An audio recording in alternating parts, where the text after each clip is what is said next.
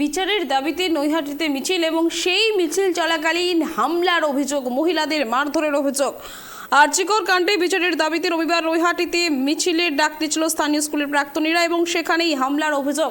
আর এই বিষয়ে বিস্তারিত জানবো, টেলিফোন লাইনে আমাদের প্রতিনিধি তন্ময় রয়েছে। তন্ময়, যেমনটা জানা যাচ্ছে, যখন বিচারের দাবিতে নৈহাটিতে মিছিল শুরু হলো প্রাক্তনীদের, সেখানেই হামলার অভিযোগ। কারাই হামলার অভিযোগ ঘটালো কি জানা যাচ্ছে?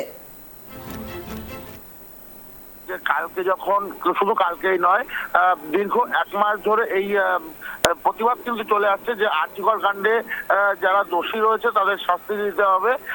এই দাবি কিন্তু দীর্ঘ এক মাস ধরে চলছে। তারপরেই কিন্তু দেখা যায় যে কালকে যখন নৈহাটিতে প্রাক্তন ছাত্রছাত্রীরা তারা যখন মিছিল করছিল, সেখানে কিন্তু বেশ কয়েকটি স্কুলের ছাত্রছাত্রীরা ছিল।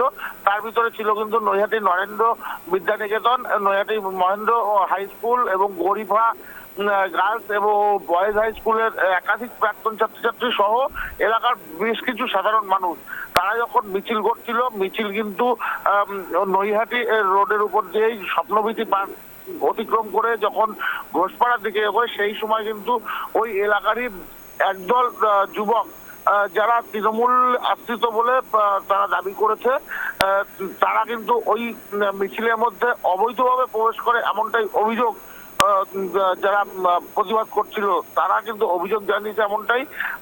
পরবর্তীতে কিন্তু ওই মিছিলে কিন্তু যে মাইক্রোফোন রয়েছে সেই মাইক্রোফোনের তার ছিঁড়ে নেওয়া হয় এবং বেশ কয়েকজন মহিলার যে হেডফোন ছিল সেই হেডফোন ছিঁড়ে ফেলা হয়, তাদের স্লোগান দিতে বাধা দেওয়া হয়, এমনটাই কিন্তু অভিযোগ জানিয়েছেন তারা। এবং পরবর্তীতে কিন্তু ওই এলাকায় কিন্তু যে পুলিশ, যে মিছিলে যে পুলিশ থাকার কথা ছিল সেই পুলিশও কিন্তু ছিল না, এমনটাই কিন্তু জানিয়েছেন। তবে এই ঘটনা ঘটার পরেই কিন্তু ঘটনাস্থলে এসে পৌঁছায় নৈহাটি থানার পুলিশ এবং নৈহাটি পৌরসভার পৌরপ্রধান অশোক চট্টোপাধ্যায়।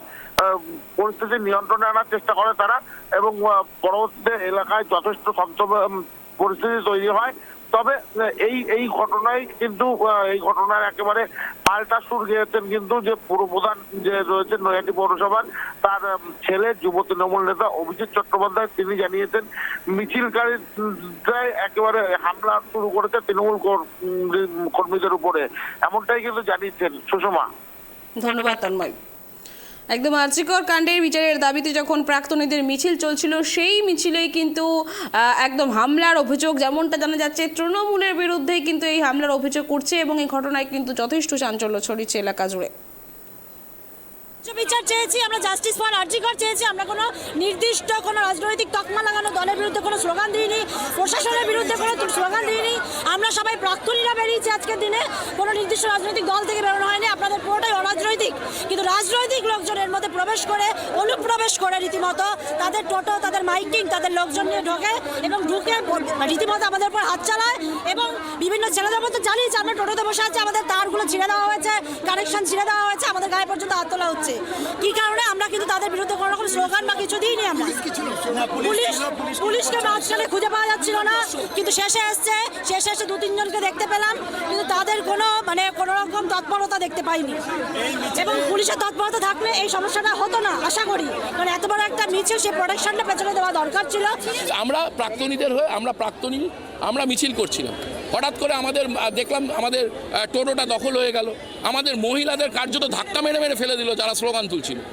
আমি এখানে সরাসরি আমি বলছি, যিনি প্রাক্তন পরিবহন মন্ত্রী ছিলেন নৈহাটির, যার সময় মহিলারা কত নিরাপদ সেই মহিলারাই বলতে পারবে। সে সময় যাদের বয়স 25-26 তারা তো অবশ্যই বলতে পারবে না, তারা বলতে পারবে তার সময় মহিলারা কতটা নিরাপদ ছিল। তো তার মেয়ের নেতৃত্বে তার জামাই এবং সিপিএমের যিনি আঞ্চলিক যিনি এখানে লোকাল কমিটির সেক্রেটারি আছে, তাদের নেতৃত্বে আমাদের টোটোটা যখন দখল হয়েছিল, আমরা বললাম দেখুন আমাদের টোটো আমরা দিই, তোমরা তোমাদের টোটো যাও। আমি হাতটা বেরিয়েছি, আমি জানি না টোটোর মধ্যে হাতটা এমন করে মুচকে দেওয়া হলো, হাতটা খুব বাজেভাবে ফুলে গেছে, ক্রেপ বেঁধেছি, গিয়ে এক্সরে করাবো।